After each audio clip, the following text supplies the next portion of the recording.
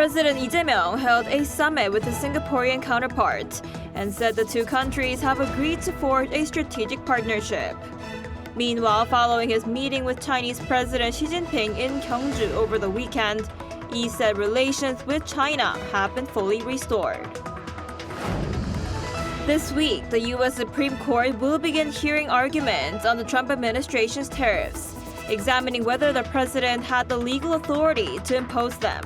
Ahead of the hearing, U.S. Treasury Secretary Scott Bessent cited China's rare earth restrictions as justification for the tariff measures. U.S. Defense Secretary Pete Hegseth, who's currently in Seoul, is set to visit the joint security area within the demilitarized zone separating the two Koreas, with South Korea's defense minister.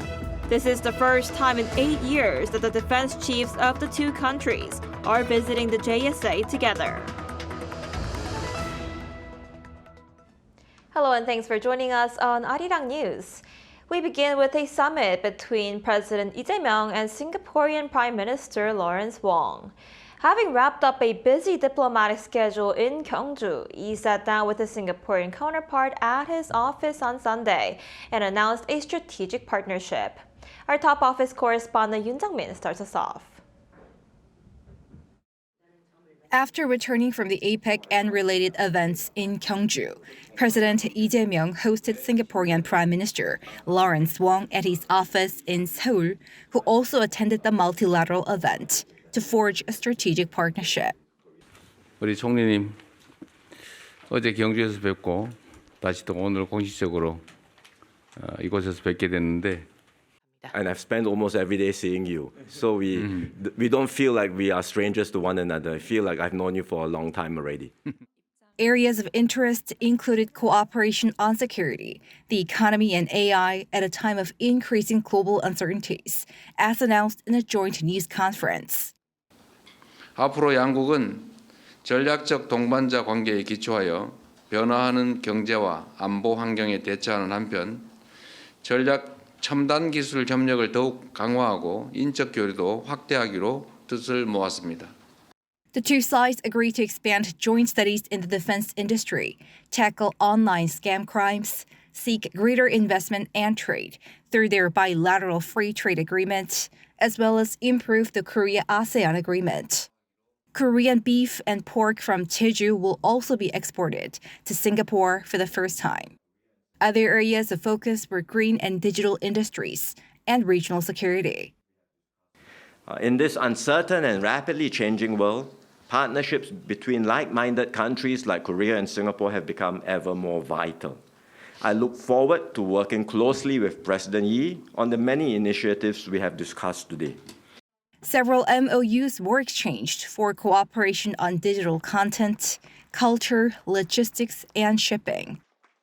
The diplomatic super week that began with the ASEAN-related summits in Malaysia before the APEC meeting in South Korea's Gyeongju concluded with the bilateral summit in Seoul. What's key from here is how to materialize key summit deliverables. Yoon Jung-min, Arirang News.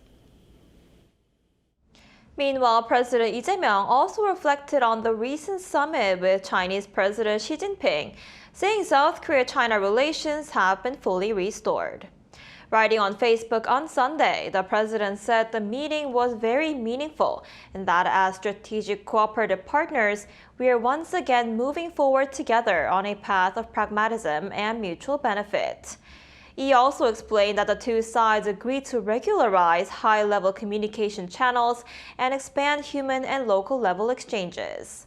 He emphasized that the foundation for economic cooperation will be strengthened through a currency swap agreement worth 70 trillion Korean won, or almost 49 billion US dollars, and by accelerating negotiations on free trade agreement services and investments. He also said he expects to visit China in the near future as President Xi has extended an invitation. Meanwhile, the U.S. Supreme Court will begin hearing arguments this week on the legality of broad tariffs imposed by U.S. President Donald Trump on South Korea and several other countries. Treasury Secretary Scott Bessent said he's optimistic that the court will decide in the administration's favor and pointed to China's rare earths export curbs to justify the tariff measures. Our Lee Seung-jae explains more. The U.S. Supreme Court will hear oral arguments on Wednesday on the legality of broad tariffs imposed by U.S. President Donald Trump on South Korea and other countries. The case comes just days after Seoul and Washington wrapped up trade negotiations, adding new weight to the outcome. Lower courts have already ruled that Trump's tariffs violated U.S. law, but the final verdict remains uncertain, given the Supreme Court's conservative 6-3 majority. At the center of the dispute is the International Emergency Economic Powers Act of 1977, or IEEPA, which allows presidents to take economic action during national emergencies. The question is whether Trump overstepped his authority when he invoked that law to impose what he called reciprocal tariffs. In April, Trump declared a national emergency, claiming that America's chronic trade deficits posed a threat to both national security and economic stability. He then imposed sweeping tariffs under IEEPA, setting a 25% duty on South Korean exports, which was later reduced to 15% after Seoul pledged a $350 billion investment in the United States. Small businesses in a dozen Democratic-leaning states sued, arguing that IEEPA does not grant presidents unilateral power to set tariffs, which the U.S. Constitution assigns to Congress. The lower courts agreed, ruling that Trump's executive order overreached the limits of presidential authority. Now, the Supreme Court must decide two key questions. Did Congress effectively delegate its tariff-making power to the president under the IEEPA? And can a trade deficit be considered a national emergency? Meanwhile, U.S. Treasury Secretary Scott Bessent turned his attention to China on Sunday, calling Beijing an unreliable partner in certain trade areas. Speaking on Fox News Sunday, Bessent said he was surprised when China threatened to restrict exports of rare earth minerals, adding that Washington has plenty of things we can hold back to. And we could threaten the tariffs again, and we have plenty of things that we can hold back too. Over the next 12 and 24 months, we're going to be moving at warp speed. Bessent also expressed optimism as the Supreme Court prepares to hear arguments on Trump's tariff policy and the limits of presidential power under the International Emergency Economic Powers Act. Lee Seung-jae, Arirang News. Here in South Korea, the country's Defense Minister An Gyu-baek and U.S. Defense Secretary Pete Hegseth will visit the demilitarized zone today. Their visit to the Joint Security Area marks the first joint trip to the DMZ by the defense chiefs of the allies since 2017. Hegseth, on his first visit to South Korea, wraps up his Asia tour that also included Japan, Malaysia, and Vietnam. During his stay, he's also scheduled to meet Korean and U.S. troops stationed at the DMZ and visit Camp Humphreys to thank service members and their families. On Tuesday, An and Hegseth will co-chair the annual Security Consultative Meeting, focusing on North Korea policy coordination and strengthening the allies' combined defense posture. In other news, as South Korea seeks to advance its surveillance capabilities, over the weekend it launched the final satellite of Project 425. This allows South Korean authorities to monitor North Korea around the clock with updated surveillance every 2 hours. Our Kim Do-yeon reports. 2, 1, engines full power. At Cape Canaveral Space Force Station in Florida, SpaceX's Falcon 9 rocket took off on Sunday carrying South Korea's fifth and last satellite under the 425 project. The satellite reached orbit after 14 minutes and established communication with a ground station about an hour later. The 425 Project's 5th satellite was launched normally from Cape Canaveral Space Force Station in Florida, settled into its target orbit, and successfully communicated with the ground station, confirming the satellite is in good condition. With this launch, South Korea's independent surveillance capabilities have been significantly enhanced. The 425 project is a major milestone in South Korea's independent defense strategy. It consists of 5 satellites, 1 electro-optical and infrared satellite, and 4 synthetic aperture radar or SAR satellites. The EOIR satellite provides extremely high-resolution image but is limited by weather conditions. The 4 SAR satellites use radar to capture images, allowing them to conduct surveillance 24 hours a day regardless of cloud cover or darkness. This launch completes the constellation of satellites in an impressively short time frame. The first satellite, the EOIR satellite, was launched in December 2023.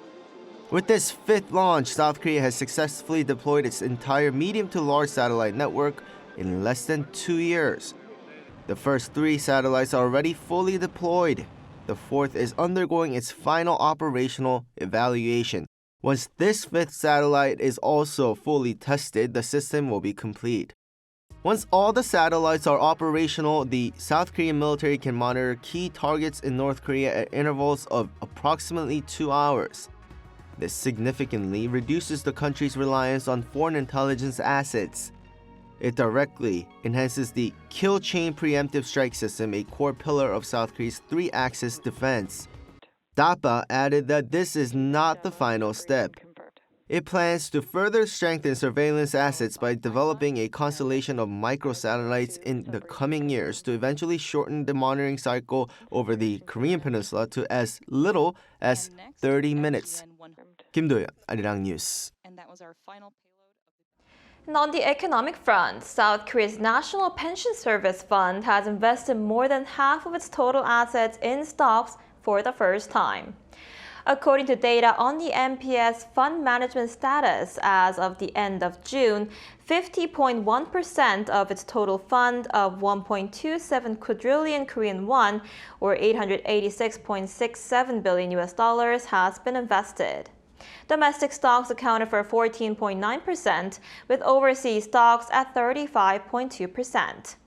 Now, this is in contrast to 10 years ago, when at the end of 2015, bonds made up more than half of the NPS assets, while stocks accounted for only 32.2%.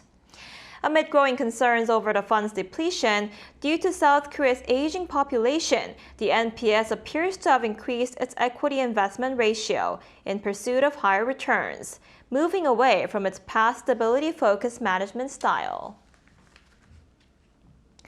Beyond the high-stakes diplomatic talks, this year's APEC in Gyeongju had a flavorful highlight. Korean-American star chef Edward Lee, who curated the Gala Dinner, presented fusion dishes that added a special touch to the event. Our culture correspondent Park Gun-woo tells us more. 400 guests fascinated by an authentic Korean-style meal served during the Economics Leaders Gala Dinner on Friday. Featuring Gyeongju specialties such as premium beef for galbichim or braised short ribs, and local greens for bibimbap, mixed fries with soy sauce and sesame oil, along with side dishes of tofu and white kimchi, were only some of the highlights. Behind all of this is Korean-American star chef Edward Lee, the head chef of the Gala Dinner, who was also the guest chef for the 2023 Korea-US Summit.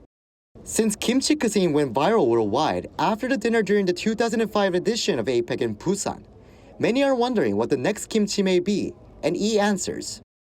I can't pick one favorite, but I hope the guests come away with a sense of history and a sense of like the whole landscape of Korean cuisine. And we really want to feature special ingredients, you know, like we're featuring kamtae, persimmon, pine nuts, you know, these to me are really symbolic. A fusion of Western style combining traditional doenjang paste and rice cake with caramel made the dinner even more unique. That was even served in the mother-of-pearl box so the guests could take home a lasting memory. Lee stressed his goal was to introduce traditional Korean food in a modern, innovative way. There's a beautiful history of Korean food that I don't want to change. There's another part of Korean food that's really innovative. I wanted to show how Korean ingredients can adapt and be innovative and really capture a global audience. People will go away and remember Korean cuisine as something that is just really, you know, layered and subtle and delicate. The paired dinner drinks have also drawn attention.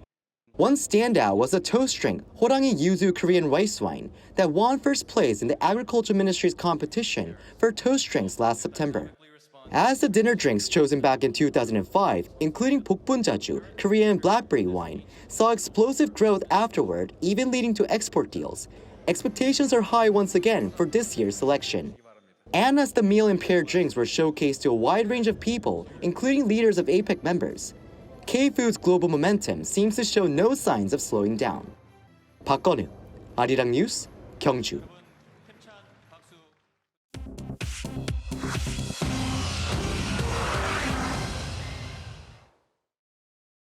This is The World Now, bringing you the latest stories from around the globe. In England, a mass stabbing aboard a London-bound train on Saturday left 11 people injured, including a member of staff in critical condition.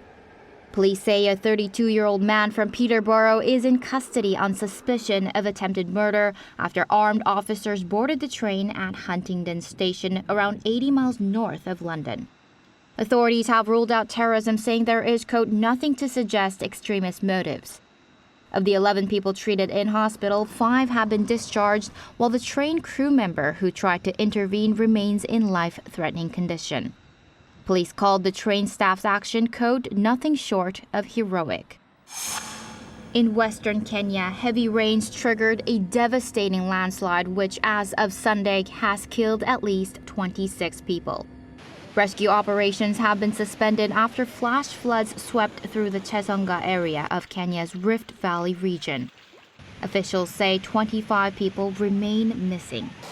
Interior Minister Kipchumba Murkomen said the government is deploying aircraft to reach the isolated communities and airlift supplies as roads have been washed away. Heavy rains continue across Kenya, displacing thousands of people, with authorities urging those in flood-prone zones to move to higher ground. The Kenya Red Cross warns the region remains vulnerable to further landslides. In central Vietnam, at least 35 people have been killed and 5 remain missing after record-breaking rains and flash floods swept through the region last week. Authorities say the torrential rainfall dumped up to 1.7 meters of rain in 24 hours at one point, the heaviest downpour ever recorded in the country. In Hoi An, a UNESCO World Heritage Site, water reached waist level, forcing residents to move through the ancient town by boat. Officials say more than 100,000 homes have been flooded and 40,000 livestock were lost. Experts warn that climate change is intensifying extreme weather across Southeast Asia. The Los Angeles Dodgers won their second straight World Series title on Saturday, defeating the Toronto Blue Jays in a dramatic 11-inning Game 7. The Dodgers overcame an early 3-run deficit, rallying behind series MVP Yoshinobu Yamamoto, whose pitching sealed the 5-4 victory. Toronto had led 4-3 until a game-tying home run by Miguel Rojas in the 9th inning forced the extra innings. Despite outscoring Los Angeles over the series, the Blue Jays fell just 2 outs short of their first championship in 3 decades. The Dodgers now become the first team since the New York Yankees in 1998 to 2000 to win back-to-back titles. 주지한, 아리랑 뉴스.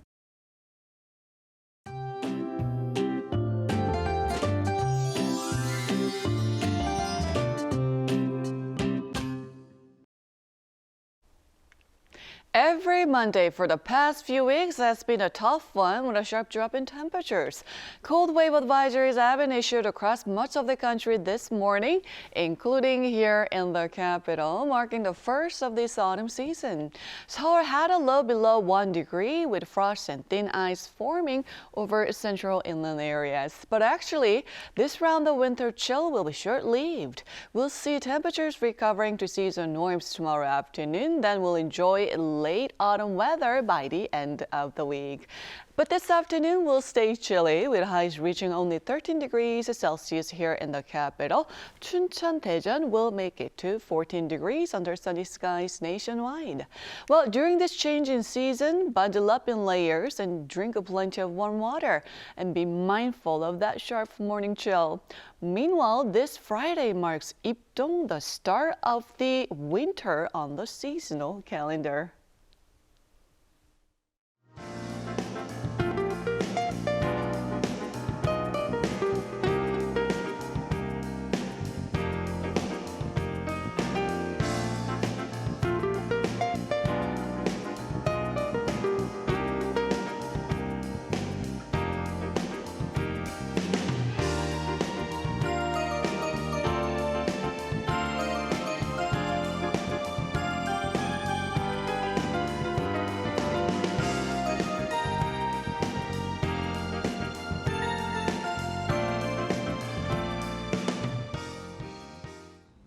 And that's all we have for today's noon edition of Arirang News. Thank you for watching.